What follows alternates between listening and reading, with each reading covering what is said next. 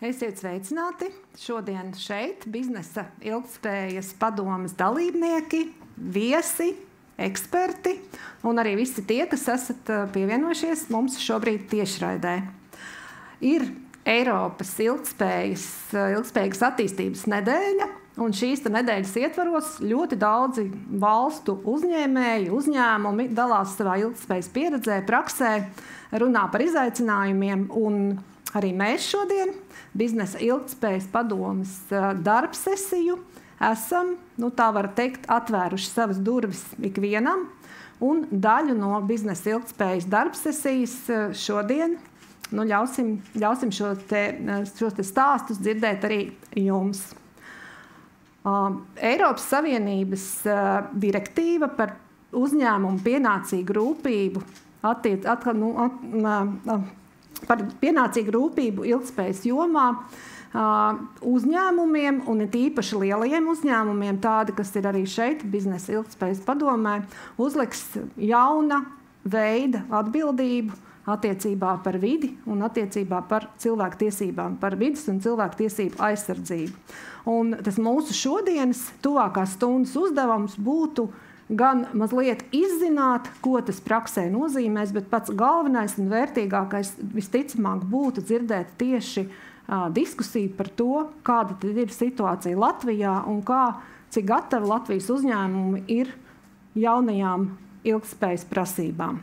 Bet mēs šodien esam šeit, klātienē lidostas teritorijā, ļoti skaistā un mājīgā telpā, vietā, tāpēc es domāju, ka būtu tikai vietā dot vārdu arī mājas saimniekiem, tātad lidostas pārstāvjiem, un tātad aicinu Artūru Staveļevu arī mūs teikt kādus, ievadvārdus.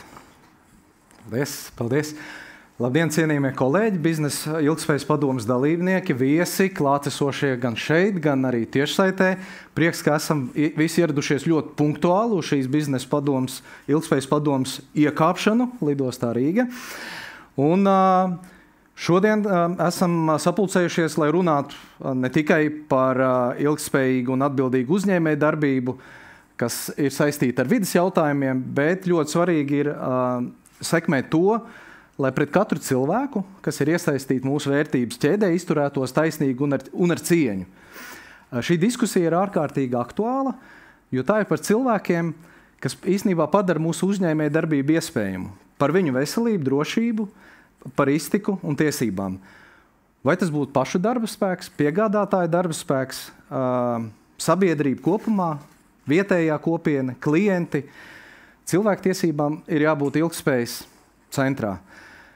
Aviācijas nozarei un īstenībā pasaules lidostām, arī Rīgas lidostai, ir šī unikāla pozīcija, lai atbalstītu šīs vērtības, jo mēs esam daļa no globāli savienota tīkla. Un mēs esam ļoti redzami. Un ar savu piemēru līdz ar to mēs varam radīt un sniegt labu piemēru citiem uzņēmējiem, uzstādot standarts, gan augsts standarts, gan sev, gan arī saviem sadarbības partneriem. Rīgas lidosta pat par sevi integrē cilvēktiesību principus ļoti daudzos, visos darbības aspektos, lai cilvēki gan strādātu, gan saņemtu pakalpojumus vidē, kur šīs cilvēktiesības tiktu ievērots. Mēs esam īstenībā ļoti lepni par panākumiem šajā jomā, un te man jāsaka liels paldies mūsu ilgtspējas komandai. Bet mēs arī apzināmies, ka regulējums mainās, ilgtspējas jautājumi evolucionē, ja tā var teikt, un vēl daudz darba mums visiem kopā priekšā. Šādi pasākumi, kā šodienas ilgtspējas padomes sēde, ļauj dalīties mums visiem ar savu pieredzi, ar izaicinājumiem, veidot jauns kontakts, sadarbības iespējas un īstenībā mācīties vienam no otra.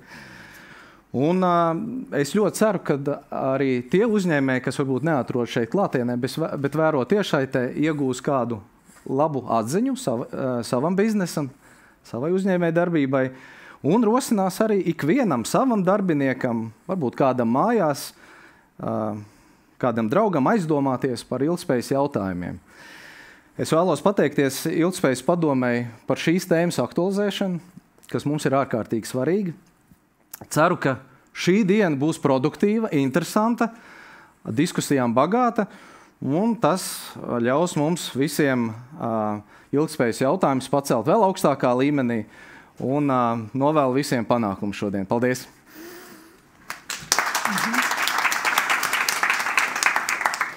Jā, paldies par jaukajiem ievadvārdiem, bet mēs mazliet šīs stundas laikā mēs lēni iesim tā kā no tādas lielākas ainas uz reālo praksi. Un kā nākamo es vēlos aicināt Lauri Menci, Swedbank Latvija valdes priekšsēdētāju, un nākamā tēma droši vien mēs tuvosimies tam, kāda tad ir Latvijas uzņēmēju izpratne un reālā situācija attiecībā uz minētajiem jautājumiem, kāda ir šī prakse. Kā Lauri, vārds tev. Paldies. Paldies. Un esiet sveicināti arī no manas puses. Esiet sveicināti visi biznesa ilgspējas padomes biedri.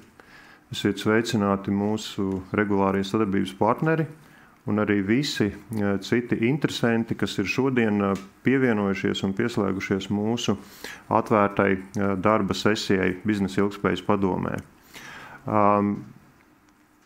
Gribu teikt arī paldies lidostai Rīga par namatēvu un namamātes funkciju uzņemšanos, un tā arī ir viena no mūsu biznesa ilgspējas padomes tradīcijām, kad darba sesijas mēs noturam pie kāda no biedriem. Un tāpēc arī, ņemot vērā auditoriju, šodien pirms nedaudz ieskicēt tēmu par piegādātāju un cilvēktiesību pārvaldības jautājumiem, gribēju mazliet arī pastāstīt par biznesa ilgspējas padomi, tās lomu un mērķiem. Jāsaka tā, ka biznesa ilgspējas padome nu jau uzsāk savu 4. darbības gadu, ja tā var teikt. Biznesa ilgspējas padome ir 2021. gadā dibināta iniciatīva, kas apvieno nu jau 15 dažādu nozaru, gan Latvijas, gan ārvalstu kapitāla izcelsmes uzņēmumus, kuri ir apvienojušies šī iniciatīvā ar 3 mērķiem. Pirmais, tas tā kā ir apmainīties ar zināšanām, otrais ir padziļināt un apmainīties ar zināšanām un pieredzi, otrs ir padziļināt izpratni un pētīt ilgspējas prakses, un trešais ir veicināt ilgspējīgāku uzņēmējdarbības vidus Latvijā.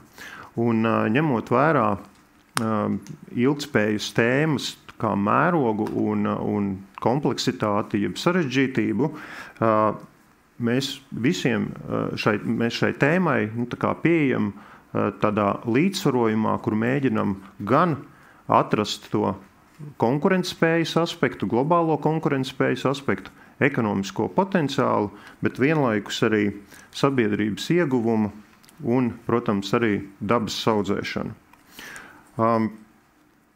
Visi biedri, protams, atbalsta gan globālos 2050 klimatneitralitātes mērķus, gan arī, protams, ANO ilgspējīgas attīstības mērķus. Un mēs, protams, esam pārliecināti, ka atbildīga biznesa prakse gan katram atsevišķi, gan arī kopā, piemēram, šāda iniciatīvā palīdz tātad lieliem transformācijas cikliem, gan, kā tautsaimniecībai vai plašākai sabiedrībai, kāda, protams, arī ilgspēja iziet cauri daudz vieglāk. Un, protams, mēs arī saprotam un atzīstam, ka ilgspēja tas ir tomēr ilgtermiņā par ekonomisko potenciālu, par jaunām iespējām, bet tas, protams, prasa gan kaut kur mērogu, gan arī lielāku valsts iesaisti, bet ir svarīgi, ka mēs šajā procesā ieejam laicīgi. Un tāpēc ir svarīgi, kad, lai jebkurai iniciatīvai, jebkuram virzienam vienmēr būs kāds līderis, tad mēs arī iestājamies par tādām sistēmiskām pārmaiņām, kad mēs arī caur šo fórumu, caur biznesa ilgspējas padomi, meklējam Latvijas gadījumā optimālos ceļus ilgspējas attīstībai, gan, kopā tautsaimniecībai kā sistēmai, gan arī katram uzņēmumam un individam. gribētos arī teikt, ka mēs biznesa ilgtspējas padomē ļoti novērtējam un liekam uzsvaru tieši uz šo te praktiskumu. Jo, protams, kad, kā es minēju sākumā, tēma ir ļoti plaša un sarežģīta, bet ir svarīgi, protams, arī plašās un sarežģītās tēmās, kā saka, viņu mēģināt sadalīt par reizinātājiem un atrast to praktisko jēgpilnību ikvienam. Un tāpēc mēs es ceru, pamatoti lepojamies arī ar paveikto šo jau gandrīz 4 gadu laikā, kad ņemot vērā tos ļoti plašos ietvarus un regulējumus, teiksim, ar ko, protams, ir bagāta, teiksim, vispār ilgtspējas tēma kā tāda, mēs mēģinam tā kā izveidot tādus praktiskus rīkus, un šī gadījumā tie ir dažādu tēmu ceļveži, ko var izmantot jebkurš uzņēmums, ko var izmantot jebkurš uzņēmums, un tādā veidā varbūt ātrāk, teiksim, saprast gan to savus riskus, gan iespējas, un uz šo te pārmaiņu ceļu vai šajā, teiksim, pārmaiņu procesā iet ātrāk un labāk sagatavotākam. Un šeit es, teiksim, redzat, mums ir 4 ceļveži iznākuši gan, teiksim, par pamatinformāciju attiecībā uz ilgtspēju, gan par to, kā veikt klientu risku pārvaldību uzņēmumā, par emisiju noteikšanu uzņēmumu vērtību ķēdē, un pēdējais, kas iznāca šī gada sākumā, bija tātad ceļvedis par izcilību ilgtspējas ziņošanā. Tas par biznesa ilgtspējas padomi. Tagad ejot tuvāk šīs dienas tēmai par piegādātāju un cilvēktiesību pārvaldību, kad, protams, šis te pienācīgās rūpības pienākums, kas faktiski, teiksim, sevi arī nozīmē un ietver šo te piegādātāju un cilvēktiesību pārvaldību, tad man gribējās nedaudz tā kā atkal tādā lielajā bildē atkāpties un atgādināt, teiksim, kad ilgtspējā, ko mēs šobrīd faktiski katru dienu ar vien vairāk, teiksim, šo terminoloģiju locam dažādos kontekstos, ka ļoti svarīgi ir sev atgādināt, kas tad tā ilgtspēja ir, kas ir tas termina definīcija. Un ilgtspējai, protams, nav viena universāla definīcija, bet ir viena versija, kas mani ļoti, ļoti uzrunāja pirms vairākiem gadiem, un ko es ik pa brīdim sev atgādinu, kas iedod tā tiešām papildus jēgpilnību visam, teiksim, ar ko mēs darām un ko mēs saskaramies ilgtspējas kontekstā. Un proti, kad ilgtspēja tie ir jautājumi vides, sociālajā un pārvaldības jomā, jeb angliski šie te burti ESG jomās, kuri atstāti bez pienācīgas uzmanības uzņēmumam var darīt sarežģījumus un ilgtermiņā arī ietekmēt tā finansiālo situāciju. Un, man liekas, ka tāds ļoti, ļoti praktiski un vienkārši definīcija, un tas arī ir iemesls, kāpēc šie te jautājumi ir tik aktuāli, protams, finanšu nozarei, bankām, teiksim, kas ir šis te kapitāla pārneses, teiksim, un lielais investīciju veicinātājs, un risku pārvaldītājs, bet, protams, arī ikvienam uzņēmumam. Un varbūt arī mēs esam vairāk pieraduši, kad runājot par ilgtspēju, jeb ESG, vairāk fokusā ir bijusi šī te teiksim, jeb vides sadaļa, bet pēdējos gados arī ar daudz lielāku aktualitāti un būtiskumu gūst arī šie te pārējie burti, gan sociālie, gan arī pārvaldības aspekti. Piemēram, Pasaules ekonomikas fórums pauž, kad šī ilgtspējas transformācijas kontekstā ļoti svarīgs ir šis te pārvaldības, teiksim, aspekts, jeb šis te G-burts, jo tas ļoti lielā mērā tā kā iespējo, ka tiek piepildīti gan šie mērķi, gan vides, gan arī sociālajās sadaļās. Un, jo savādāk šie te ilgtspējas solījumi un ambīcijas un pārmaiņas netiek pārnestas uz konkrētām rīcībām un mērķi netiek sasniegti. Un šis te pienācīgās rūpības princips, tad ir daļa no šīs te labās pārvaldības principa, jo nodrošina to, kad uzņēmums analizē savu ietekmi, teiksim, no šīm te abām perspektīvām, gan kā uzņēmuma īstenotā uzņēmējdarbība ietekmē cilvēkus un planētu, un arī otrādi, kā ilgtspējas un klimata pārmaiņas ietekmē uzņēmumu. Un, protams, arī tiek atzīts šis svarīgais princips, ka uzņēmēju spēkos ir ieguldīt resursus, lai izprastu un saprastu un novērtētu pilnu savu produktu un pakalpojumu ietekmi uz vidi, uz klimatu, kā arī sociālajiem faktoriem. Un šeit tad arī mēs tad nākam tuvāk tātad piegādātājiem un cilvēktiesībām, kad ne tikai tas, kas notiek pašā uzņēmumā, bet, ja mēs tā tēlaini izsakamies, arī aiz mūsu biroju, ražotņu un teritoriju robežām. Un, protams, kā daudzās lietās, šeit arī jau šodien tika piesaukt regulējumi, skaidrs, ka šīs pamatnasta sākotnēji būs jāiznes lieliem uzņēmumiem, nosakot viņiem attiecīgi šo rūpības pienākumu gan paša, darbībā, gan arī visā uzņēmuma vērtības ķēdē. Un, uz šī fona mēs arī, redzam, ka šī bilde, protams, pasaulē paliek arvien sarežģītāka.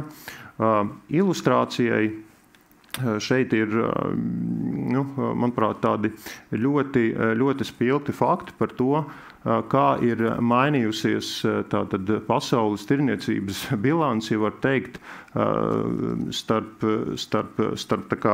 kā tirniecība, kas notiekās starp demokrātijām un visu pārējo pasauli. Un mēs redzam, ka pēdējo 20-25 gadu laikā tas īpatsvars ir ļoti gājis uz leju. Tas nozīmē to, ka šajās globālajā tirniecībā, globālajās piegāžu ķēdēs, vērtību ķēdēs, kurā potenciāli ir iesaistīts jebkurš uzņēmums, šie riski par cilvēktiesībām, par kopienu tiesībām ir būtiski pieauguši. Ja? Un ja mēs skatāmies arī pēdējo gadu tendences par to, cik sistēmiski, cik daudz no valstu skaita dzīvo liberālās demokrātijas un elektorālās demokrātijas režīmā, šobrīd mazliet iet uz leju. Ja? Tas iezīmē to fonu, ka tā globālā situācija paliek arvien sarežģītāka. Un šī ietekme uz transformāciju ilgtspējas kontekstā, tātad piegādātāju cilvēktiesības, ja kādreiz mēs esam pazīstami ar šiem terminiem arī līdz šim, bet tas ir bijis vairāk tāds varbūt brīvprātīgs, atsevišķu valstu uzņēmumu, kaut kur individu vērtībās balstīta iniciatīva, ja, tad šobrīd tas arvien vairāk kļūst par pienākumu. Tātad no brīvprātīgas izvēles pārēj uz tādu saistošo normatīvo regulējumu par to, kā noturēt pret šiem negatīvajiem scenārijiem, kad visā vērtību ķēdē tiek ievērotas cilvēktiesības un pārvaldīti piegādātāju riski. Un šeit ir arī jāatzīmē, ka varbūt mēs vairāk esam skatījušies no tā, ka tā transformācija no akcionāru kapitālismu, jeb shareholder kapitālismu uz stakeholder kapitālismu arī principā projicē uz nākotni, kad spēja uzņēmumam šo riskus pārvaldīt būs ļoti svarīga viņa biznesa modeļa sastāvdaļa. Tāpēc mēs droši vien esam pienākuši tādā punktā, kur ir par maz par šiem jautājumiem, kā es jau minēju, skatīties tikai savā dārziņā, bet iet plašāk visā vērtību ķēdē, un to arī mums veicinās saistošie regulējumi gan Eiropas līmenī, gan arī, protams, pēc tam transponējot nacionālajā likumdošanā. Un atkal jautājums ir par to, vai mēs šeit mēģinam sagatavoties laicīgāk un caur biznesa ilgtspējas padomi redzam šo pienākumu, šo diskusiju inicēt ātrāk un sagatavoties šīm izmaiņām laicīgāk. Bet tā bija tāda varbūt globālā bilde. Droši vien par to mēs varam ļoti daudz diskutēt, un viedokļi ir dažādi. Bet kā tad ir Latvijas uzņēmēju gatavība attiecībā uz piegādātāju un cilvēktiesības pārvaldības jautājumiem? Necik sen ir veikta aptauja, kur dažus jautājumus, kas reprezentē to gatavības līmeni, parādīšu šajā auditorijā. Pirmais, ja mēs redzam, kas tad ir šie jautājumi, par kuriem uzņēmums interesējās izvēloties piegādātājus un sadarbības partnerus, mēs redzam, ka šeit primāri figurē pakalpojumu cena un izcelsmes valsts. Ja. Protams, ņemot vērā pēdējā gada notikums, arī nācis tāds aspekts, vai ir kaut kāda saistība ar agresoru valstīm, bet mēs redzam, ka ir arī virkne uzņēmumu, ja, kas vispār nekādu kritēriju nevarēja identificēt.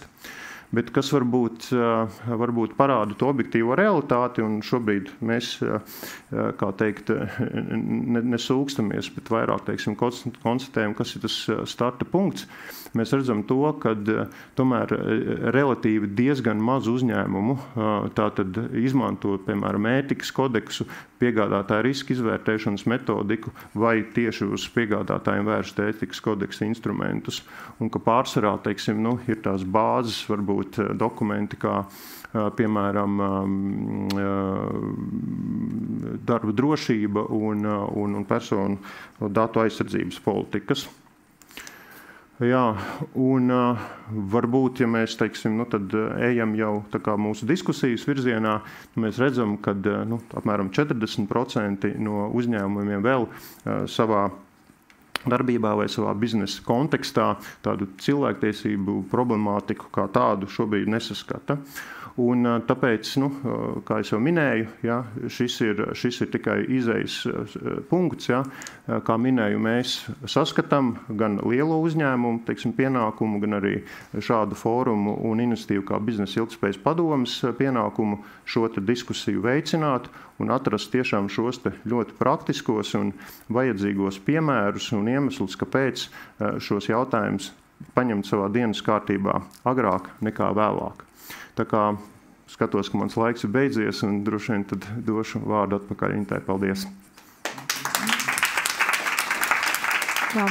Paldies Laurim, un es pavisam uzreiz strauji aicināšu arī nākamo runātāju, kas ir Alisa Artamonova no Cobalt juriste, jo mums arī vajadzētu ieskatīties tātad jau varbūt tuvāk jau tiem pieminētajiem normatīviem un regulējumiem, kā tieši tas izpaužas, un varbūt jau tuvāk ejot arī apskatīt šo jauno pienācīgas rūpības direktīvu. Un kas man ļoti patika, jo man bija tā iespēja ieskatīties Alisas prezentācijā, tad es izlasīju, ka stāsts būs ne tikai par direktīvu, bet arī par to, kas ir vides un iesaistīto personu gaidu piepildīšanu. Tā kā dod vārdu Alisai. Labdien, paldies! Liels par šo iespēju šodien būt šeit un pastāstīt jums vairāk par to, kādēļ tad mēs šobrīd lūkojamies uz cilvēktiesību ievērošanu kā procesu un kā tas saistās tad ar minēto Eiropas Savienības direktīvu par uzņēmumu pienācīgu rūpību attiecībā uz ilgtspēju, ko būsiet pamanījuši bieži vien saīsina kā CS3D. Un savu prezentāciju es esmu iedalījis nosacīts 4 daļās. Tad sākumā pastāstīšu kontekstu, kur tad ir šī direktīva tādā lielā bildē. Tad pastāstīšu sīkāk jau, kas tad ir šis rūpības pienākums. Es viņu saucu par rūpības pienākumu, lai gan direktīvā tā ir saukt kā pienācīga rūpība, bet mums ir terminoloģijas komisijas atzinums, ka tomēr rūpības pienākums būtu atbilstošāks pēc būtības tam, kas tas īsti ir. Jā, un tad padalīšos, kā Inta teica, tad ar cilvēktiesību risku piemēriem paskaidrot, kas tas ir, un beigās noteikti arī padalīšos ar atsaucēm uz noderīgiem materiāliem, kur tad var uzzināt vairāk par to, ko es šodien stāstīšu. Lūk, tad šī direktīva CSDD, Corporate Sustainability Due Diligence, jūs labi zināsiet tie, kas jau strādā ar ilgtspējas jautājumiem, ka tas ieiet šajā Eiropas Savienības regulējuma groziņā, kur mēs runājam par ilgtspējīgu attīstību, mēs runājam par Eiropas zaļo kursu, ilgtspējas ziņošanu, dažādām ilgtspējīgas finansēšanas iniciatīvām, taksonomiju. Tad no otras puses Eiropas Savienībā tiek arvien vairāk regulēts tas, kādi produkti ienāk Eiropas Savienības tirgū un dažādi tieši augsta riska produkti, kāds ir viņu dzīves cikls. Un te mēs runājam par bateriju regulu, atmežošanas un arī konflikta izrakteņu regulu. Un pavisam drīz vajadzētu būt arī publicētai vēl vienai regulai, kura aizliegs Eiropas Savienībā produktus, kas ir izgatavoti izmantojot piespiedu darbu, un šis aizliegums būs ne tikai importam, bet arī tām precēm, kas nāk no Eiropas Savienības, kas top Eiropas Savienībā un ir domāts arī eksportam. No otras puses, tieši tie divi burtiņi due diligence, viņu saknes ir šajos starptautiskajos standartos, tie ir ANO uzņēmējdarbības un cilvēktiesību pamatprincipi un OECD vadlīnijas daudz nacionāliem uzņēmumiem par atbildīgu uzņēmējdarbību. Un šie starptautiskie standarti, viņi no vienas puses, protams, saka, ka uzņēmumiem ir pozitīva ietekme uz cilvēktiesībām. Mēs ļoti labi saprotam, ka uzņēmumi nozīmē darba vietas, tas nozīmē pieeju precēm, pakalpojumiem, kas nepieciešami mūsu pamatvajadzībām, ēdiens, zāles, telekomunikācija, ūdens. Bet tajā pašā laikā šie standarti vairāk fokusēs uz to, ka uzņēmumiem varbūt arī šī negatīvā ietekme uz cilvēktiesībām. Un te jau mēs runājam par darba tiesību aizskārumiem, vietējo kopienu tiesību aizskārumiem, piesārņojumu un tam līdzīgi. Nu, lūk, un tad tā attīstība, kā Lauris minēja, ir tāda, jā, ka šis ir bijis tāds brīvprātīgs pienākums, bet tad pilsoniskā sabiedrība un atsevišķu valstu valdības ir sapratušas, ka to nepietiek un ir jāparedz, ka rūpības pienākuma īstenošana ir obligāta. Un tad Francijā, Vācijā un Norvēģijā jau ir šie obligātā rūpības pienākuma likumi. Un tādēļ arī Eiropas Savienībā bija nepieciešamība izveidot līdzvērtīgus konkurences apstākļus un tad paredzēt līdzīgi arī pārējo Eiropas Savienības dalību valstu šos nosacījumus. Nu, lūk, tad kas ir šis rūpības pienākums? Pirms es ķeros klāt stāstīt tos soļus, no kā viņš sastāv, ir svarīgi izprast viņa dabu. Un pienākumus mēs varam iedalīt divās lielās grupās. Ir tādi pienākumi, kas ir obligation of result, proti pienākums garantēt konkrētu rezultātu, un no otras puses ir šie obligation of means, kas nozīmē pienākums rīkoties, censties sasniegt konkrētu mērķi. Un obligation of result piemērs ir darba likumā, ir noteikts, ka darba devējs nedrīkst diskriminēt darbiniekus, tad tev ir konkrēts aizliegums, ar to tas tā kā arī beidzas. Obligation of means nozīmē, ka tev jau tiek regulēts, kā tu nonāc līdz tam konkrētajam rezultātam. Tas jau ir pienākums kā process. Nu, lūk, vēl ļoti svarīgi. Un atslēgvārds šeit ir efektīvi, tādēļ viņš ir iezīmēts, ka šim procesam, ko īsteno, ir jābūt efektīvi. Un tad, tāpēc šobrīd ir tā, ka mēs arvien retāk uzdodam jautājumu uzņēmumam, vai tu ievēro cilvēktiesības, bet biežāk ir jautājums, ko tu dari, lai tu zinātu, kā tu vari negatīvi ietekmēt cilvēktiesības un kā tu novērsi un mazini šo iespējamo vai pat faktisko negatīvo ietekmi. Un ir svarīgi arī paturēt prātā to, ka vietējo likumu, kas aizsargā cilvēktiesību ievērošanu, patērētāju likums, darba tiesības un tam līdzīgi, nav gluži tas pats, kas cilvēktiesību ievērošanai, jo, kā mēs zinām, valstis nevienmēr arī pienācīgi aizsargā cilvēktiesības. Un šeit var minēt piemēru, ka ne visās valstīs ir noteikts minimālās darba algas apmērs, un tad, piemēram, praksē, ko tas nozīmē, ja uzņēmums savā rīcības kodeksā saka, piegādātājiem lūdzu ievēro un maksā minimālo darba algu un padod šo pienākumu tālāk savā piegādes ķēdē. Un tad kas notiks tajā brīdī, kad būs tā valsts, kurā nemaz nav noteikts, kāda ir minimālā mēneša alga? Tā kā ir jāpatur prātā, ka cilvēktiesību ievērošanas standarts ir ar tiešu atsauci uz cilvēktiesību avotiem. Nu, lūk, bet tagad jau konkrēti, kas tad ir šis rūpības pienākums? Rūpības pienākumu viņu mēdz iedalīt 6, 8, vienalga cik soļos, bet viss sāks ar to, ka uzņēmums, ka viņam ir šī apņemšanās ievērot cilvēktiesības un tā jābūt publiskai. Un tad jau sāks šie praktiskie soļi, ka pirmkārt tu identificē, kādas ir tavas iespējamās un faktiskās negatīvās ietekmes, un tad tu viņas novērtē un saproti, kuras no tām ir smagākas, lai ar tām sāktu strādāt ar pirmajām, jo tas ir uz riskiem balstīts process. Un to novērtējumu ir jāveic nevis domājot, kur varētu būt viss tāda dārgākā tiesvedība ar vislielākajām sakām reputācijām, bet ir jāspēj apgriezt šis skatījums un skatīties uz to, kur visvairāk cietīs cilvēki, kur būs visneatgriezeniskākās sakas tieši videi un cilvēkiem.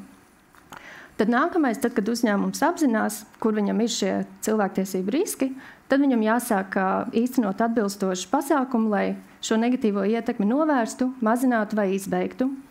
Tad tālāk uzņēmums vērtē, kā jau jebkuram procesam tu vērtē, kā tev ir izdevies, ko varētu uzlabot, un tālāk ir ziņošana. Un ziņošana, jā, no vienas puses, tad mēs zinām, ir šie ilgspējas pārskati, bet patiesībā starptautiskos standartos tā ziņošana ir domāta arī plašāka. Viņa ir domāta arī, ka tu vari satikties neformāli ar tiem, ko tu ietekmē, pārunāt un saprast, tad, kā tev veicas. Un tad ir šis sastais solis, kas sasaucas ar tiem gadījumiem, kad uzņēmumam nav izdevies novērst vai mazināt negatīvu ietekmi un kāds tiešām ir cietis. Un šajos gadījumos uzņēmumam vajadzētu vērst šo situāciju par labu, un tad tas, kāds jēdziens ir lietots starptautiskajos standartos, ir atlīdzinājums, jeb remedy. Varbūt remedy, tā kā angļu valodā ir vieglāk pat saprast. Un tas arī sasauc, jā, ka tu atgriez šo personu tādā stāvoklī, kā viņš bija līdz šim.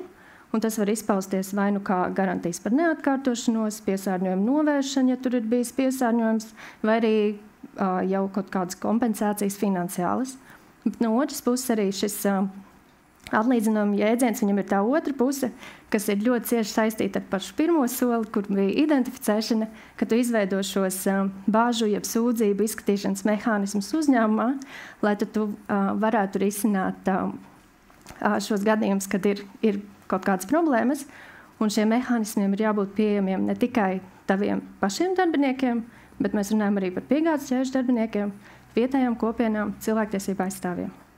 Un ļoti svarīgi, kas ir arī direktīvā un kas ir starptautiskajos standartos, ir tieši šo ieinteresēto pušu iesaiste, bet ieinteresētās puses tieši kā ietekmētās personas, viņu pārstāvi, arotbiedrības vai arī cilvēktiesību aizstāvi, kas tā kā spēj parādīt šo ietekmēto personu perspektīvu. Un, protams, jāpievērš uzmanību, jo īpaši ir šiem ievainojamām personām, jo viņas visbiežāk baidīsies tā kā pat atklāt, kad kaut kas slikts notiek, tāpēc ir jāmāk kaut kā atrast tie veidi. Tā, ļoti tāda smaga teorija šeit, bet tad runājot tālāk, uz ko tad attieksies direktīva, viņa attieksies uz lielākajiem uzņēmumiem un koncerniem, vairāk kā 1000 darbinieki, globālais neto apgrozījums pārsniedz 450 miljonus, un arī uz franšīžu un licenču devējiem, kur šie maksājumi licenču ir vairāk kā 22,5 miljoni, un apgrozījums pārsniedz 80 miljonus.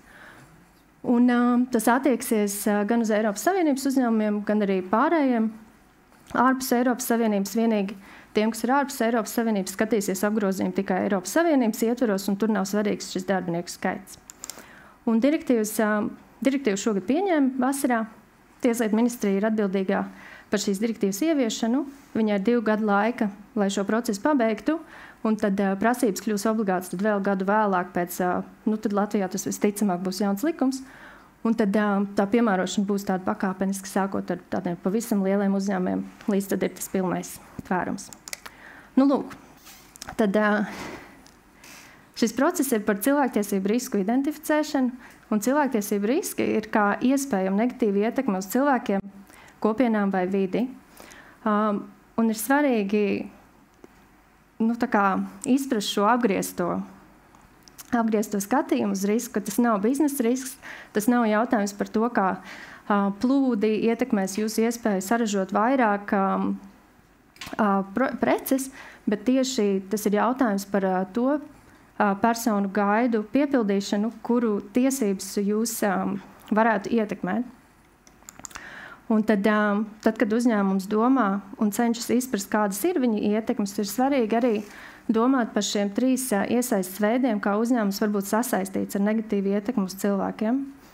Un, pirmais tāds ir, ka uzņēmums pats redz šo ietekmi, otrs, ka negatīvā ietekme tiek veicināta, un trešais ir, kad negatīvā ietekme ir tieši saistīta ar uzņēmuma darbību, precēm vai pakalpojumiem caur darījuma attiecībām. Un tad centīšos kaut kā vēl to praktiskāk izskaidrot. Šeit es esmu uztaisījusi, tā ir domāta vērtību ķēde. Kreisajā pusē ir piegādes ķēde, jeb augšpējā, un lejupējā vērtību ķēde labajā pusē. Un es izvēlējos piemēru kā farmācijas nozars uzņēmumu, un tad vidū ir šis uzņēmums. Un tad, tad ar zilu krāsu ir piemērs, kad uzņēmums pats varētu radīt negatīvu ietekmi, un tas varētu būt jautājums, piemēram, par algu nevienlīdzību, kad sievietēm un vīriešiem par vienu un to pašu amatu tiek maksāts mazāk, piemēram, parasti tās ir sievietes. Un tad tas ir tas, ko uzņēmums pats var regulēt ar savu politiku, procesiem, kā tad paredzēt, lai nebūtu šī algu nevienlīdzība. Tad skatoties tālāk uz piegādes ķēdi, ar oranžu tur ir piemērs pārmērīgas darba stundas piegādātāja rūpnīcā, un šis varētu būt gadījums, ko uzņēmums veicina tādā ziņā, ja viņš, piemēram, nosaka pārāk īsus termiņus pasūtījumu izpildēji, pārāk zemas cenas, un tad tas piegādātājs ir tādā veidā, kā spiests, neievērot šos darba tiesību standartus, pazemināt tos, likt darbiniekiem strādāt vairāk, bet par to papildus nemaksājot. Tad tālāk, aizejot līdz pašam galam, tur ir arī tāds skarbs piemērs, kad izēvielu iegūšanā varētu tikt izmantots bērnu darbs, un to gadījumu arī varētu krāsot citreiz pat oranžu. Varbūt tie, kas redzēja, bija šogad iznākusi BBC dokumentālā filma par to, kā smaržu nozarē Ēģiptē tiek ievākti jasmīna ziediņi, un to dara bērni. Un tas vēstījums šiem raidījumam bija tāds, ka tie lielie uzņēmumi, L'Oreal un citi, kas ražo, kas izplata tās smaržas, ka viņi patiesībā, tad, kad viņi izdomā, kāds būs budžets viņu precei, varbūt viņi nepietiekami nosaka to budžetu tieši vis tālākajam posmam. Un tāpēc vismaz šajā sižetā tas vēstījums bija tāds, ka te jau varētu domāt, vai uzņēmums gadījumā neveicina šo negatīvo ietekmi bērnu darbu. Bet citos gadījumos, kad uzņēmums tā kā apzinīgi ir rīkojies un tas bērnu darbs joprojām pastāv, tad mēs runājam par šo tieši saistīts kā iesaist veidu. Tad vēl varbūt pievērsīšu uzmanību piemērs piegādātāju valstī, tiek vajāti arotbiedrību biedri, vienkārši pasakot, ka ir konkrēti riski, kas būs raksturīgi arī konkrētām vietām, geogrāfijām, valstīm. Tad, proti, tas pirmais piemērs bija, ka to ar savu rīcību var kaut ko ietekmēt, vai ir kaut kāds konkrēts produkts, kas ir saistīts ar augstāku risku, tad ir konkrēts valstis, kas ir saistīts ar risku, un tad paskatoties lejupējā, tad arī nozare ir būtiska nozīme. Un tā kā šis ir par farmācijas nozari, tad ir aktuāls jautājums par to, vai nāvessoda izpildē, piemēram, netiek pārdots medikaments, ko ražo kāds farmācijas uzņēmums, un jūs redzēsiet, ļoti daudz farmācijas uzņēmumi ir publiski teikuši, ka viņi tā kā nepārdod nevienu savu medikamentu, kurš varētu šādi tikt izmantots, jo tas tā kā pirmkārt ir pretrunā paša uzņēmuma tai dabai palīdzēt cilvēkiem. Un tad ir, protams, valsts, kur joprojām ir legāls nāvessods, piemēram, ASV. Un tad uzņēmums, ja viņam ir šī apņemšanās, tad viņš tā kā cenšas arī panākt to, lai viņa preces nevarētu tikt izmantot šādā veidā. Tas tāds mazs ieskats vienkārši, lai parādītu kaut kā iedzīvināt tos riskus, lai varētu saprast, kādi viņi varētu būt. Bet, protams, šis ir tikai tāds daži piemēri, jo jomas nozars piegādātāji ir tūkstošiem, tā kā te vienā slaidā to nevarētu salikt. Bet, protams, atgādinājums, ka šis process ir uz riskiem balstīts, un citreiz varbūt varētu likties, ka Dievs ir tik daudz problēmu, bet vienkārši ir jāsāk ar tiem smagākajiem, un tad uzņēmums jau spējas izskaidrot savu pieeju. Un tad, kas ir svarīgi minēts arī pašā, nevis pašā direktīvā, bet patiesībā Eiropas komisijas skaidrojumā par direktīvu, tajā tiek atzīts, ka patiesībā kaitējums visbiežāk arī radīsies vistālākajos vērtību ķēdes posmos. Taču man bija arī Inta paprasījusi pastāstīt par to, kā tad ir Latvijā ar cilvēktiesībām. Un var palūkoties arī dažādos valsts iestāžu vai pilsoniskās sabiedrības organizāciju vērtējumos, un, piemēram, iekšlietu ministrijas ziņojumos var ielasīt to, ka Latvijā cilvēktirdzniecības riski pastāv tādās nozarēs kā būvniecība, lauksaimniecība, mežastrāde, pārtikas ražošana, ēdināšana. tas pilsoniskās sabiedrības organizācijas, kuras tieši strādā ar šiem upuriem, viņas ir sapratuši, ka visbiežāk tie, kas cieši, ir personas no Ukrainas, Uzbekistānas, Taģikistānas, Kazahstānas, Indijas un Vietnamas. Tad par aploksņa algām arī visiem ir skaidrs, ka tādas Latvijā ir, un kāds šeit ir saistība ar cilvēktiesībām, ir tāda, ka tā ir daļa no sociālajām tiesībām, pabalsti, maternitātes, pensijas un tam līdzīgi. Un tādēļ arī, ja šīs aploksņa algas, tad ir šī ietekme uz cilvēktiesībām. Un tad valsts ieņēmuma dienests arī ziņot, kuras tad ir tās nozares, kur tas varētu būt aktuālāk. Un, protams, traumas darbā tas arī ir aktuāli. Un, protams, varētu turpināt. Un kā tad uzzināt vēl par to, kā ir Latvijā? Protams, tad ir, ja jūs aiziesiet pie pilsoniskās sabiedrības organizācijām, cilvēktiesību aizstāvjiem, tie, kas strādā ar personām ar invaliditāti, bēgļiem, viņi arī spēs tā kā izstāstīt, kur viņuprāt ir kaut kādas problēmas. Un tāpēc arī šis viss process ir par to, ka tu iesaisti visas šīs organizācijas. Nu, ne uzreiz tā, bet tā kā tu saproti, kur varētu būt tie karstie punkti, un tad tu tā kā centies atrisināt. Jā, un tad vairāk par to, ko šodien stāstu, var uzzināt, protams, no ANO skaidrojumi OECD. Ir arī tādi OECD nacionālie kontaktpunkti, kas skata konkrētas lietas. Latvijā ir bijusi tikai viena lieta, bet visi lēmumi arī no ārvalstu kontaktpunktiem ir publiski. Tad šis pieminētais Eiropas komisijas biežāk uzdoto jautājumu apkopojums par direktīvu. Tad Nacionālās cilvēktiesība institūcijas un Latvijā ir šīs divas tiesības sargu biroja publikācijas, kur var vairāk uzzināt gan par to, ko vispār direktīva paredz, gan arī ir izskaidrots šis konteksts, kā šī direktīva sasaucas ar starptautiskiem standartiem un tieši latviešu valodā pieejams avots. Jā, un tad nākotnē noteikti vēl vairāk būs no Tieslietu ministrijas dažādi skaidrojumi pasākumi, jo viņiem tad ir šis darbs ar direktīvu. Nu jā, un nobeigumā es domāju, ka jums nav jāsaka tas, bet ilgtspējas jautājumu integrēšana uzņēmuma darbībā aizņem laiku, un cilvēktiesību jautājumi nekādā ziņā nav izņēmums. Strādāt ar cilvēktiesību jautājumiem arī prasa laiku, un direktīva nav vienīgā, kas prasa uzņēmumam pievērsties cilvēktiesībām, jau minētā ilgtspējas ziņošanas prasību direktīva. Un tad arī šī regula, kas aizliegs produktus, kas izmantot piespiedu darbu, abās šajos tiesību aktos ir atsauce tieši uz rūpības pienākumu kā procesu, kas uzņēmumam var palīdzēt pārvaldīt viņa riskus. Paldies liels!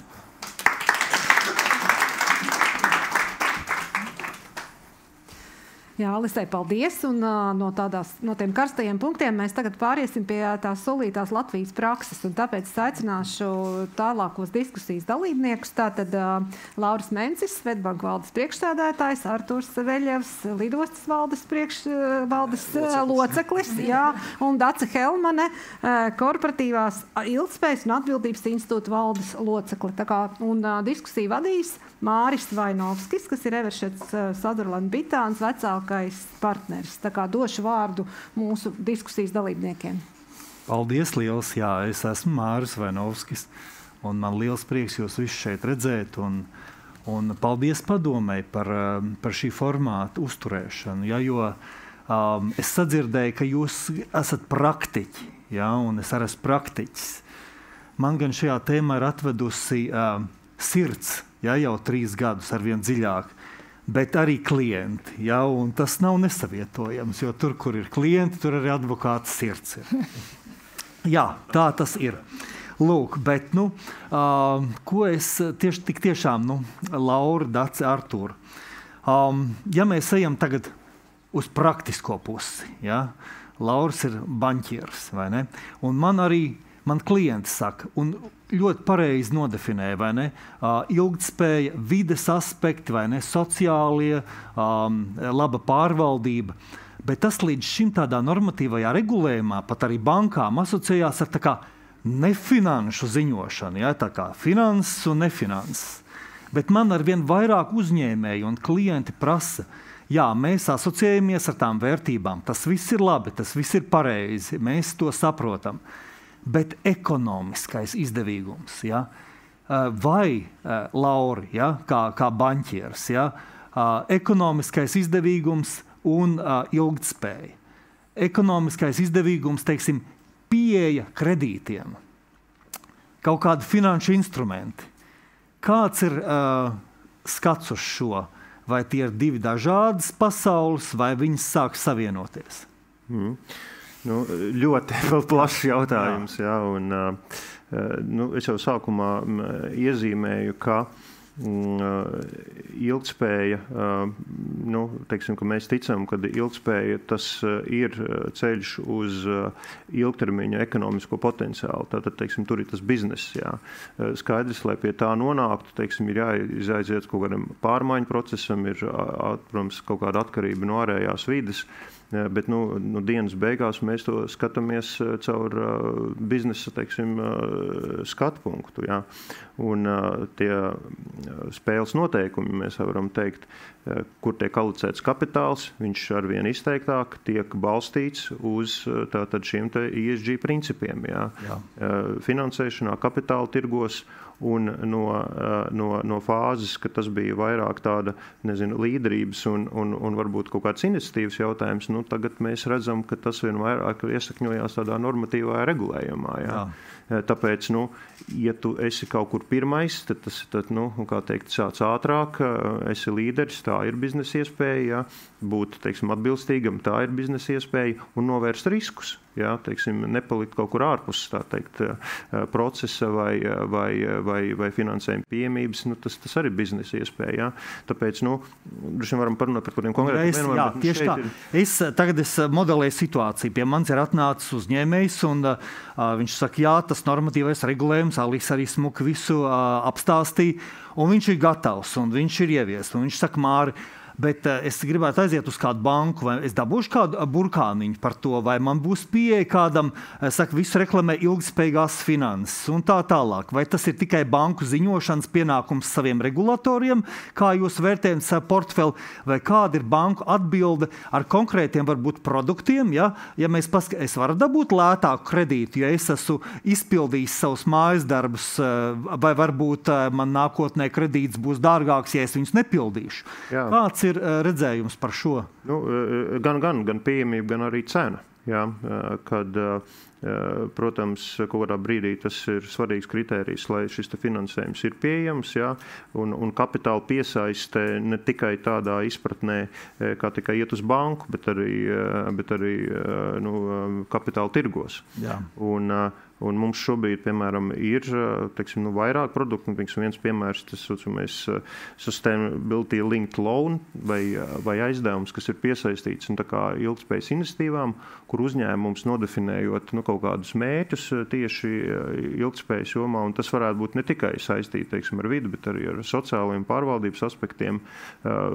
Izvirzot šos te mērķus, pierādāmi, teiksim, apliecinot, ka viņš ir sasniedzis, jā, ar apliecinot, jā, var uzlabot savus finanšu nosacījumus. Bet kopumā mēs skatāmies, ka tas, protams, veicina uzņēmumu konkurentspēju. Jā. Un tāpēc arī, protams, ir tas regulatīvais ietvars, kur, ja mēs jau aizējām pie ne tik daudz produktiem, bet rīkiem, ar ko strādā bankas, šis te ESG scorings. Kādreiz mums bija tāds kredītskorings, kas ir vairāk balstīts uz tādu, teiksim, varbūt bilants un peļņas zaudējumu aprēķinu.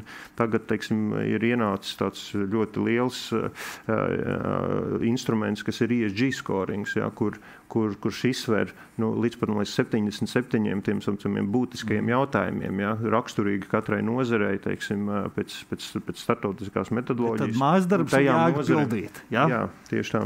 Redz kā, tātad ar ilgtspēju saistītais finansējums. Ļoti labi. Tātad mēs saņēmām vienu konkrētu lietu. Es varbūt vēl ar kungiem paturpināšu, ja, kā tomēr, namatēvs. Ja. Lūk, tātad jūs un ilgtspēja un biznes, ja, jo mēs šodien par biznesu arī runājam. lidosta vai ne, kas jums īsti algas maksā? Man šķita, ka jums algas es maksāju, pērkot biļeti, ja, jo tur tas pakalpojums ir iekļauts. Ja, tātad lidostas apgrozījums un principā tāds laimīgs pasažieris, ja, ir arī viņš iespējams grib atgriezties tajā lidostā. Ja. Bet tomēr cilvēktiesības tur ir visāds regulējums un tā tālāk. Vai jūs ieviešot savas ilgtspējas prakses, ja, ir kaut kādi izaicinājumi, jo tas ir tik dinamiska, tik starptautiska vide, ja, kultūras un tā tālāk. Tieši izaicinājumi. Kā jūs to salinkojat kopā ar biznesa attīstību? Jā, paldies par jautājumu. Izaicinājumi mums ir daudz un dažādi. Jā. Pirmkārt, visi zina, ka lidostā satiekas ļoti daudz nāciju, kultūru pārstāvi, un mums ir jāprot cieņpilni un godprātīgi apkalpot visus šos klientus. Jā. Gan pasažierus, gan arī mums ir daudz starptautisko piegādātāju. Loģiski. Un tāpēc, tas ir nepārtrauks pilnveidošanās darbs. Mēs izstrādājām gan savu ētikas kodeksu, gan biznesa ētikas kodeksu attiecībā uz saviem sadarbības partneriem un piegādātājiem. Tā ir apmācības sistēma, lai darbinieki zinātu, kā viņiem vislabākajā veidā apkalpot klientus. Un tie izaicinājumi ir, protams, tādi, kad ir dažās nestandarta situācijas. Piemēram? Jā, piemēram, augstākās valsts amatpersonas ir atbrīvots no drošības kontrolas. Pie mums lidoja Romas pāvests, viņš ir Vatikāna galva, viņš ir atbrīvots no drošības. Tas vienmēr interesē, viņš rāda pasi vai nē, tad viņš iet cauri. Pasi nevar atbildēt, tur droši vien pasi kontrola vairāk, bet lidoja viņa svētība Dalailam. Jā. Viņš nav valsts galva oficiāli, viņam bija jāveic šī drošības kontrola, un tur bija mums īpaši jānoskaidro, kā tad to veikt tā, lai viņš netiktu aizskarts. Mums bija individuāli jāveic šī pārbaude, ko mēs arī paveicām. Tā ir darbība nestandarta situācijās, un kā jau, Māri, jūs ļoti labi minējāt, šī cilvēktiesība ievērošana, kas ir arī daļa no klienta servisa, viņa nes mums arī netieši ieguvumu. Jā. Mēs esam tādā organizācijā kā Starptautiskā lidostu padome, un tur ir konkrēts pētījums bijis, ka ja cilvēka apmierinātība ar lidostu apkalpošanu pieaug pa 1%, tad viņa tēriņi uz lidostu pakalpojumiem, uz veikalu, veikalos, kafejnīcās, biznesa lounžā var ieeju un nopirkt, palielinās par 1,5%. Tā kā tur ir tieši korelācija. Redzi kā? Tātad tur ir bizness. Tur ir bizness. Vistiešākajā veidā bizness. Jā. Tātad gan kredīti, gan tur ir bizness. Dace. Man šķiet, ka tu ar ļoti daudz uzņēmējiem strādā arī ikdienā, vai ne, par šīm tēmām runājot. Vai tev arī uzdod šos jautājumus par šo ekonomisko izdevīgumu? Ja? Vai ir kaut kas, kādi varbūt ir tavi varbūt teikt, tie pārdošanas punkti, jo tomēr tās lietas, ar ko mēs identificējamies, kam mēs ticam, ja mēs izplatām to labo ziņu, viņu ir jāspēj arī pārdot. Pareizi. Kādi, Dace, tavā ikdienā ilgtspēja, ekonomiskais izdevīgums, biznesa noturība, neizkrišana no biznesa, varbūt es nepareizi saku, varbūt ir vēl kaut kas cits? Es klausījos kolēģus, un es domāju, kas būtu tas, ko es varētu pievienot. Ja man liekas, kopumā tas uzskaitījums varētu būt garš, un mēs varam runāt gan par ļoti tiešiem ieguvumiem, gan par netiešiem ieguvumiem, piemēram, reputāciju. Un klientiem man novērojumi arī rāda, ka tiešām, lai gan Latvijā pētījumi dati attiecībā uz iedzīvotāju paradumiem ļoti sakrīt īstenībā ar to, ko uzņēmēji bija norādījuši aptaujā, un joprojām lielākā daļa skatās uz zemāko cenu, tomēr aizvien vairāk sāk pievērst uzmanību arī vides un sociālajiem apsvērumiem. Un tas ir tas netiešais iegums. Piemēram, mani bērni paši norāda, ka viņi nepirks, nezinu, es negribētu tagad saukt konkrētus ražotājus, bet konkrētu ražotāju apģērbu vai kaut kādas citas preces, arī atgādina par to, kādus telefonus mēs izmantojam. Man tikko dēls aizrādīja, vai man neuztrauc cilvēktiesību riski.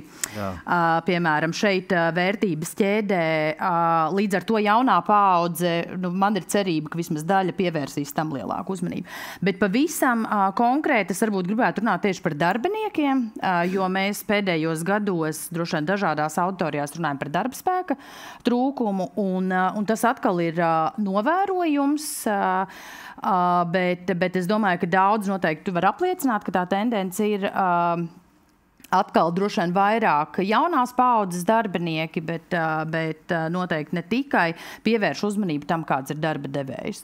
Un piemēram, manā paziņu lokā šie jaunie darbinieki, tā skaitā arī mans dēls, kurš nesen no studenta kļuva par nodarbinātu, arī pētīja dažādus uzņēmumus, salīdzināja, skatījās publiski pieejamo informāciju, jautāja paziņām, un tad, kad viņam bija jāizvēlās starp diviem darba devējiem, tad viņš izvēlējās to, par ko viņš bija saņēmis labākas atsauksmes, jo otrā darba vietā izrādās nepietiekami rūpējoties par darbiniekiem, lai gan atalgojums pat bija lielāks.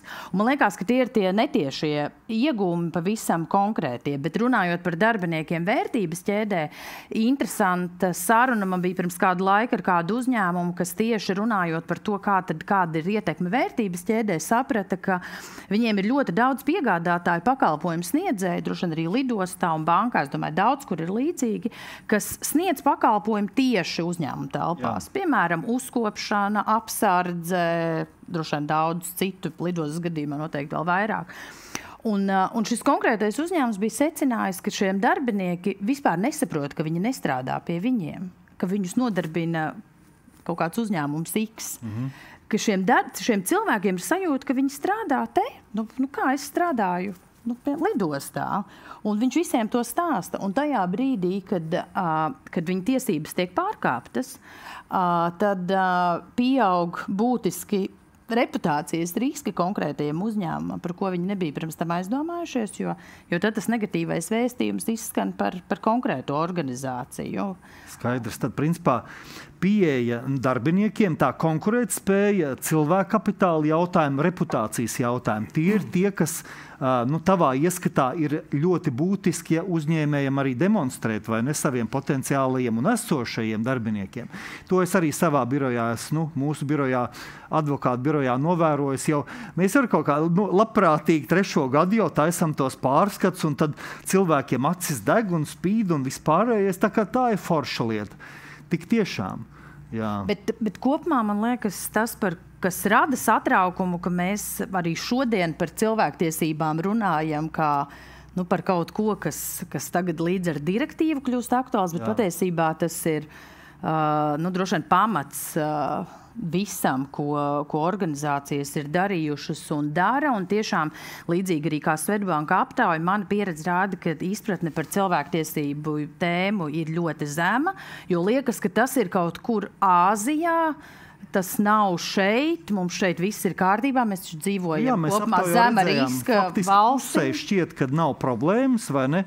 Un mēs redzam arī, ka tur bija, cik tur tie bija 7 vai mazi 11%, kuriem jau ir šīs te politikas procedūras.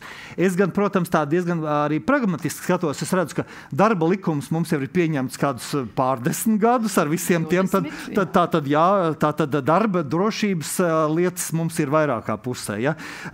Tātad datu aizsardzības regula, vai ne? Tas jau arī bija jau kādu laiku atpakaļ, tur jau arī ir tagad. Tagad šis te regulējums par ilgtspēju ir ienācis. Acīm redzot, pieaugs arī atbilstība tur. Bet ja mēs skatāmies, piemēram, Swedbankā liels arī tomēr, jums arī, jūs ne tikai dodat naudu ārā un saņemat, bet arī jums, es pieļauju, ir diezgan liela tā pati, ķēde, vai ne? Tā saka, jūsu lejupējā ķēde, lai jūsu pakalpojums tiktu saražots, lai jūs būtu tur, kur jūs esat. Un kā tad, vai jūs jau vētījat reāli, kā saka, ikdienā to savu ķēdi, kas tur var ielausties, kas tur var noturēties, kas tur var uzplaukt? Es vēl pirms atbildot uz šo gribēju par to ekonomisko izdevīgumu, varbūt tādu arī praktisku piemēru, kur varbūt sajiet kopā gan tas ekonomiskais izdevīgums, šī vērtība un reputācija. Tādi 2 piemēri, piemēram, uzņēmēja darbība, kas vai uzņēmēja darbības modelis, kas ir saistīts ar Krieviju un Baltkrieviju, ar agresoru valstīm.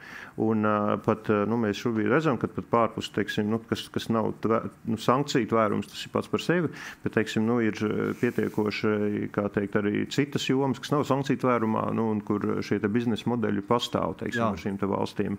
Mēs, piemēram, no bankas perspektīvas šādus uzņēmumus, teiksim, neatbalstīsim un nefinansēsim. Jā. Un skaidrs, ka tas var nemainīt šo te konkrēto uzņēmēju, ja, bet tas ir kaut kāds mūsu signāls par to, ka aicināt tomēr šo pārorientāciju, un daudz to ir darījuši dažādi iemesli dēļ, savu vērtību dēļ, varbūt kāda, teiksim, citas spiediena rezultātā, bet tur tas ilgtermiņa biznesa vai ekonomiskais izdevīgums ir tas, ka tomēr ir tie, kas pārorientējās. Būs tādi, kas nepārorientēsies, bet ar tiem mums nebūs pa ceļam. Tātad, ja jūs sava potenciālā kredītņēmēja piegādes ķēdē redzat viņš balstās šos sadarbības partnerus, tad principā viņš var iet uz citu ticami, vai dabūs kredītu. Jā, un tā kā izejas plāna, tad, teiksim, mēs neiesaistīsimies. Tas ir ļoti ekonomisks punkts, vai ne? Tas ir tieši saistīts ar pie finansēm. Jā, otrs ir varbūt tā kā paņemot, teiksim, par azartspēlēm. Jā. Un šeit mēs runājam par kaut kādu globālu Āziju, teiksim, kas ir uztverē, bet, skaidrs, ka, teiksim, mums uz vietas šeit Latvijā ir, ļoti aktuāli cilvēktiesību jautājumi, jā, teiksim, par pelēko ekonomiku, aploksņu algām. Un mēs Svetbank grupā esam formulējuši pozīciju, kad mēs atturēsimies no sadarbības ar azartspēļu uzņēmumiem. Jā. Un tā iemesla dēļ, kad kaut kādā veidā mēs redzam, ka, teiksim, to nodrošināt, mēs esam tādā vērtību ķēdē, un kad šajai nozarei ir savi primāri nefinanšu riski, kas atstāja, teiksim, ietekmi uz sabiedrību. Un atkal, mēs nesarbosimies, tas, protams, neglābs pasauli, jā, bet iespējams tas, teiksim, vismaz vienu, varbūt divus klientus ilgtermiņā padarīs finansiāli veselīgākus, finansiāli pratīgākus, es domāju, privātpersonas, un tādā veidā, teiksim, labāk, teiksim, iekļauties, darba spēkā, teiksim, labāk rūpēties par saviem uzkrājumiem, ģimeni un tā tālāk. Un tas, protams, ir ilgtermiņa biznesa case priekš finanšu nozars, jā, teiksim, labklājīgāks klients. Jā. Un, ja drīkst tagad pāriet uz publisko sektoru, tad mēs redzam, ka mums tā fleksibilitāte nav tik liela, kā varbūt privātajā sektorā, jo to nosaka normatīvo aktu regulējums. Ja mums ir varbūt kaut kur par kaut ko bažas, tad īstenībā, ja nav tāda stingra pierādījuma un ja to nenosaka normatīvi akti, tad mēs nemaz, piemēram, no publiskā iepirkuma nevaram izslēgt ārā kādu dalībnieku. Tas, ko mēs varam vērtēt un kur mēs vērtējam un dodam papildus punktus, tas ir sociālais faktors, tas ir atalgojums, tā ir, ka piegādātājiem ir veselības apdrošināšana, bet attiecībā uz ESG, piemēram, tāda iespēja mums nav. Tas, ko mēs darām, ko mēs esam paši ieviesuši, mēs taisam ESG scoringu, novērtējumu, dodam katram savu riska līmeni, vai šīs piegādātājs izmanto vai neizmanto šos te principus savā darbībā. Un tas, ka tie, kuri iekrīt tajā sarkanajā kategorijā, mēs mēģinam veicināt to, lai viņi ievieš šos te principus savā darbībā, bet mēs nevaram uzspiest to. Mēs vienkārši varam viņus motivēt, to ievērot. Un labs piemērs, ko Dats minēja par ietekmes pusēm vērtību ķēdē. Mums viņa ļoti, ļoti plaši lidostā. Daudzi nezin, ka tas cilvēks, kas jūs apkalpo, nemaz nestrādā mūsu uzņēmumā. Ar citiem ir tā, ka, protams, mums ir biznesa ētikas kodeks, un mēs viņiem piedraudam ar pātagu mazliet, bet ir valsts institūcijas, piemēram, kur arī darbinieki, kas veido to pirmo iespaidu par mūsu valsti, ne tikai par lidostu. Un tad mēs esam gājuši pat soli tālāk. Mēs viņiem kursus, ko mēs piedāvājam saviem darbiniekiem, piedāvājam bez maksas paši. Jo mēs vienkārši redzam, ka šo uzņēmumu darbinieki, viņiem nav veikta šī apmācība. Tad lidos piedāvā tikai tādēļ, lai nodrošinātu, ka lidostā šīs cilvēktiesības un pakalpojumi tiek sniegt augstākajā līmenī. Bet ļoti svarīgs punkts ir tas publiskais iepirkums, jo valsts ir ļoti liels klients, vai ne, biznesiem. Tad, vai es pareizi nolasīju, kad ir diezgan skeptisks viedoklis par to, kā vispār šobrīd publiskais sektors iepērk savus preces un pakalpojumus, vai pozitīvs? Es tā līdz galam varu noprecizēt. Mēs ejam pareizā virzienā, vai uzņēmējiem joprojām netiek dots tas bonus par atbilstību ilgtspējai tieši publiskajos iepirkumos? Pārmaiņas iet uz pozitīvo pusi, viņas notiek lēni. Baigi lēni, jā. Jā, un tā pozitīvā pārmaiņa, ka jau mēs varam piešķirt papildus bonus tiem, kas ievēro šos principus. Tad jūs to darat? Mēs to darām. Ir ļoti daudz grūtāk izvērtēt, ja pilnībā nav ESG politika vai ir kāda lielāka, ja nav, kā man paskaidroja iepirkuma nodaļas vadītājs, ja tiesa nav lēmusi vai kāda kompetenta instance nav lēmusi, ka šis uzņēmums ir pārkāpis likumu, tad īstenībā mēs izslēgt viņu no iepirkuma nevaram. Tas ir ļoti, varbūt vēl ir. Jā, es tikai gribēju piebilst, ka publiskie iepirkumi ir viens veids, kā valsts var atbalstīt vai sekmēt, bet ir jau virkne arī dažādu citu mehānismu, piemēram, tās pašas mācības vai dažādi finansējums programmas. Jā, bet es šeit vairāk gribēju arī atsaukties, piemēram, uz mūsu kaimiņu valstu pieredzi sadarbībai ar agresoru valstīm. Piemēram, man bija iespēja būt kā mentorei vienā ar ilgtspēju saistītā izglītības programmā, un tas, ko uzreiz valsts institūcijas norādīja šajā programmā, nepiedalās neviens uzņēmums un nedrīkst piedalīties, kas vispār jebkādā veidā kaut vai sankciju šajā tvērumā uzņēmums nav iesaistīts arī līdzīgi kā banku finansējumu nevar saņemt arī valsts bezmaksas, piemēram, atbalstu, dalību semināros un tam līdzīgi. Un atkal tam nav obligāti jābūt kaut kādam regulējumam. Mēs jau gribam, lai viss ir regulēts, bet iespējams tā vienkārši var būt arī publiskā sektora labā prakse. Jā, tā ir arī attieksme un labā prakse. Un visiem, kas klausās, arī mums klausās kolēģi, kur organizē publiskos iepirkumus, kas raksta nolikums. Tas ir tas, ja valsts neiepirks ilgtspējīgas preces un pakalpojumus, ja mēs neiepirksim jau, noteikumu līmenī ilgtspējīgas būves, tad mums tādas arī diez vai būs. Mums ir 3 minūtes palikušas, un es tādu, arī varbūt mazliet negaidīt jautājumu, gribu jums katram pa 1 minūtē pateikt, kas jums šodien ir uz galda, kas ir par tēmu ilgtspēja, un ko jūs no to, varbūt mazliet arī kontroversāls kaut kāds jautājums, ar ko jūs šodien reāli nodarbojaties, un varbūt kaut kāds novēlējums, kaut kāds secinājums, kaut kāds ieteikums, ko konkrēti varbūt no tām ikdienas problēmām, ar ko jūs strādājat, kaut ko, ko jūs novēlat, ar ko sākt, ko turpināt, ko nedarīt. Es varētu sākt ar novēlējumu vienkārši sākt galvenais, jo mēs pārāk daudz dažkārt runājam. Tā kā galvenais būtu sākt, bet otrs, ar ko es pēdējā droši vien mēnešu, varbūt vairāk laikā ļoti bieži saskaros, un tāpēc aicinu tam pievērst uzmanību. Es esmu tikusies ar vairākiem darbiniekiem, pārstāvjiem no dažādiem uzņēmumiem, kas ir gribējuši paust bažas par to, kā uzņēmuma faktiskais sniegums atšķirās no tā, ko uzņēmums rāda publiski un ko rāda ilgtspējas indeksā un dažādos citos novērtējumos. Tā kā, lai izdodas sakārtot tos iekšējos procesus tā, lai pēc tam būtība prevalē pār ziņošanas formu, vai ne? Par fasādi, jā. Precīzi. Super, to mēs varētu ierakstīt kopsavilkuma tēzēs. Kungi, kas uz galda un kādas rekomendācijas?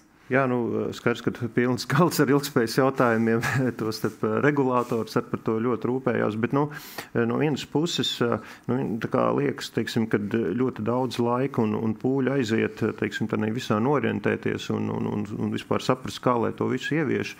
Bet no otras puses, teiksim, ir svarīgi, un ko es novēroju, kad ir tie posmi, ka parādās tas tās jēgpilnās atbildes, un ejot laikam, tiešām tas atver visu uzņēmumu konkurentspēju ārējos tirgos, talantu piesaistes tēmās, minot kaut vai piemērus. Un tas viss tā kā summējās kopā, tāpēc labāk pie šiem jautājumiem ir strādāt, neatlikt un varbūt arī neieslīgt tādā vatabautismā, kad citi jau to nedara, kā tad tas, padomāt, teiksim, ko es no tā varu paņemt. Un tādā valstiskā līmenī, man liekas, ka tā bilde par tām pasaules tirniecības bilancēm, tā ir mana tāda, varbūt, hipotēze, kad varbūt tur ir mēs kā tādu, varbūt, tautsēmniecības, iegūsim tādu jaunu grūdienu, tāda tautsēmniecības attīstības, teiksim, dimensijai, proti, ka mēs saprotam, ka šīs globālās ķēdes, viņas deglobalizēsies. Mēs no sākuma sapratām, ka pandēmijā bija tas acitiens un bija tas pārāvums, tagad ir nākusi ģeopolitika un piegādes ķēdes, Un man tā liekas, ka tas business case, lai tās piegādes, teiksim, tā kā lokalizētos, jā, lai viņas būtu tā kā tādas reģionālākas, jā, teiksim, tā kā pieaug arī no šiem aspektiem. Un tur Latvijai, ņemot vērā mūsu atrašanās vietu, tirgus, kas mums apkārt, tās iespējas ir. Vai man gatava recepte nav, bet, teiksim, tur tās iespējas. Esiet atbilstīgi, lai iekļūtu piegādes ķēdēs lielās, tā skaitā Svetbankas piegādes ķēdē. Jūs pieļauj labs klients esat. Artur, kas uz sirds, kas uz galda varbūt arī kopsavilkumā, kā jau nama tēvam pēdējais vārds? Paldies. Ļoti daudz dažādas lietas ir darba kārtībā.